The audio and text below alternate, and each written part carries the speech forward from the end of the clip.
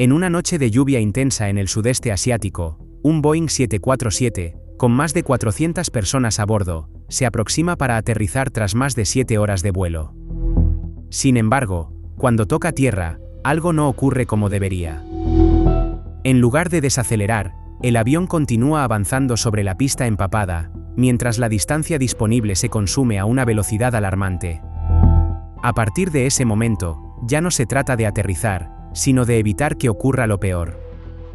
¿Qué sucedió? Esto es lo que sabemos.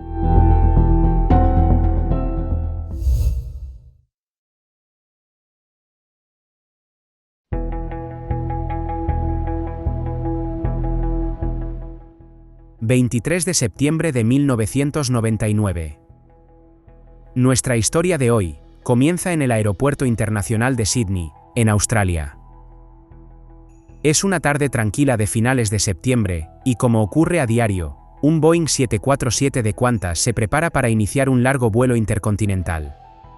El destino final es el Aeropuerto Internacional de Londres Heathrow, aunque el plan de vuelo contempla una escala técnica en Bangkok para reabastecer combustible antes de continuar el viaje. Con el paso de las horas, la aeronave recibe a sus ocupantes. A bordo, se encuentran 391 pasajeros y 19 miembros de la tripulación, distribuidos entre la cabina de mando y la cabina de pasajeros. Poco después, ya con el embarque completado y las listas de chequeo finalizadas, queda listo para partir el vuelo 001 de Qantas, uno de los servicios más largos y emblemáticos de la aerolínea. La aeronave asignada al vuelo es un Boeing 747-400, conocido mundialmente como el Jumbo Jet y apodado también la Reina de los Cielos. En 1999, sigue siendo el avión de pasajeros más grande del mundo y uno de los más avanzados de su época. Con apenas 9 años de servicio, representa el orgullo tecnológico de la flota de Qantas. Esta variante del 747 incorpora una moderna cabina de cristal, con pantallas digitales avanzadas y un alto nivel de automatización que elimina por completo el puesto tradicional del ingeniero de vuelo. Gracias a estos sistemas, la operación normal de la aeronave se realiza únicamente con 2 pilotos.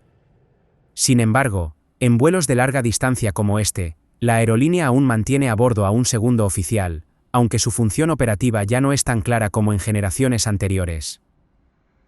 La aerolínea Qantas opera 22 unidades de este modelo, con las que reemplazó versiones previas menos eficientes, apostando por una aeronave capaz de cubrir rutas intercontinentales con mayor autonomía, menor consumo y un alto grado de fiabilidad, consolidando al 747-400 como la columna vertebral de sus vuelos de largo alcance. En la cabina de mando, viajan 3 pilotos. Al mando, se encuentra el capitán Jack Fried, de 49 años, quien acumula 15.881 horas de vuelo, aunque solo 724 corresponden al Boeing 747. Además de sus funciones como comandante, ocupa un cargo directivo dentro del departamento de instrucción de la aerolínea, lo que explica que vuele con menos frecuencia que otros capitanes en línea activa. A su lado, vuela el primer oficial de 36 años, con 8.973 horas de experiencia total. De ellas, 5.187 horas han sido acumuladas específicamente en el Boeing 747-400, una cifra notablemente superior a la del propio capitán en este modelo. Completa la tripulación de cabina el segundo oficial, de 35 años, quien suma 6.685 horas de vuelo, con 2.961 horas en el 747, desempeñando un rol clave en la gestión de sistemas y procedimientos durante los vuelos de larga distancia. A media tarde, el vuelo 001 de Qantas se separa lentamente de la puerta de embarque y comienza su rodaje por las calles del Aeropuerto Internacional de Sydney. El Boeing 747 recibe autorización y se alinea finalmente en la pista. Segundos después, los motores aumentan de potencia y el gigantesco avión inicia su carrera de despegue.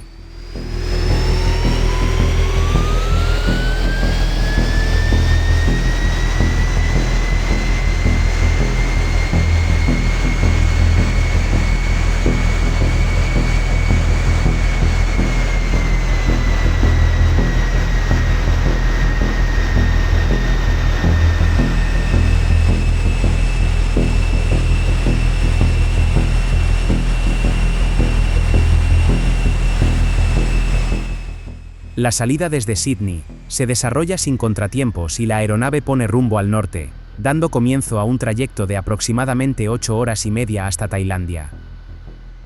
Mientras en Australia el clima es favorable, miles de kilómetros más adelante la situación es muy distinta.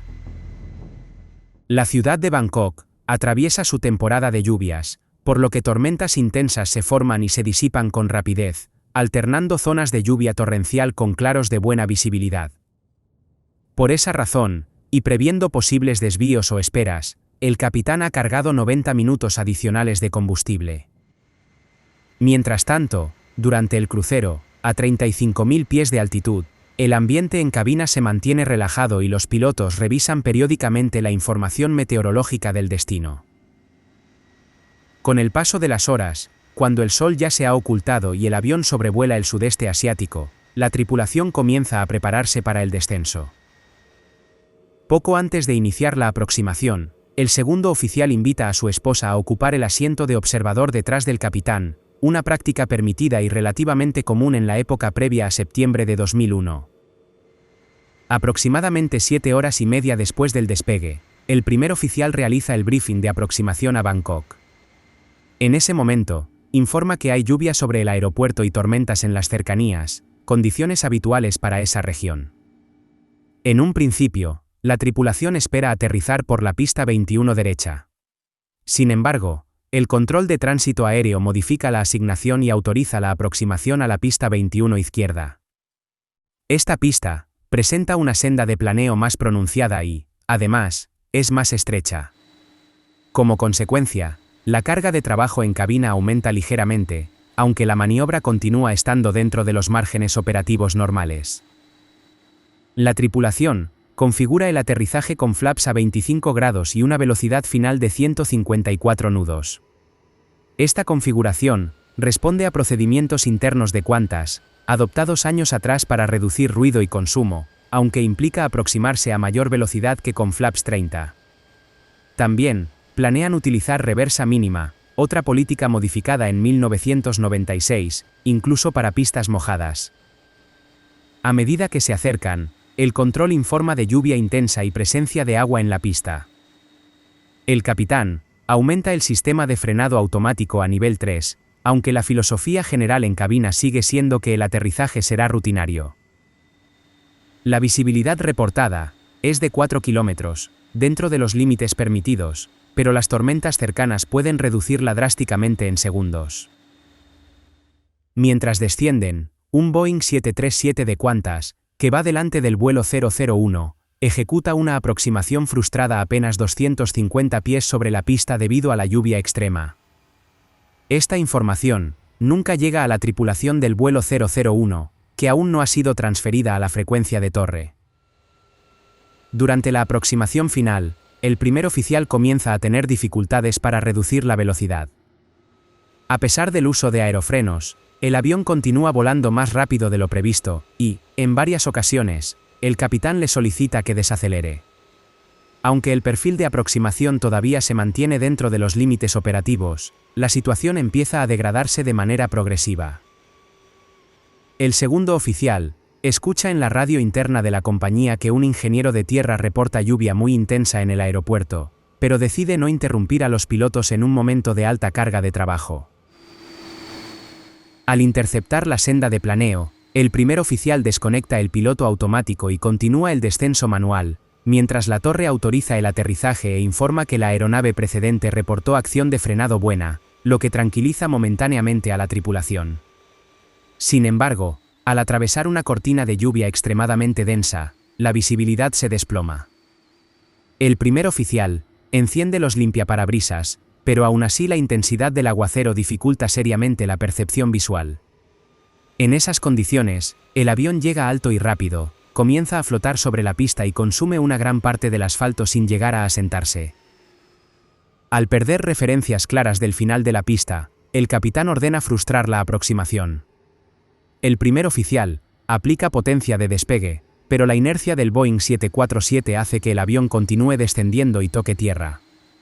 En ese instante, el capitán cancela la maniobra y reduce la potencia de los motores, sin comunicarlo verbalmente. Como consecuencia, uno de los motores permanece momentáneamente en potencia de despegue. Ese detalle tiene consecuencias críticas. Con un motor todavía empujando, los spoilers no se despliegan y el sistema de frenado automático se desarma de forma automática. Durante varios segundos, el avión rueda sin frenos efectivos. Cuando el primer oficial finalmente reduce la potencia restante, los spoilers se activan, pero el tiempo perdido ya es irrecuperable. Sin que la tripulación lo note, el sistema de frenado automático ha quedado inoperativo y no se ha seleccionado reversa, ni siquiera en ralentí. El avión continúa deslizándose sobre una pista empapada, con las ruedas entrando en hidroplaneo y los frenos trabajando a una fracción de su capacidad normal. A unos 90 nudos, el 747 sobrepasa el final de la pista y colisiona con la antena del sistema ILS del aeropuerto.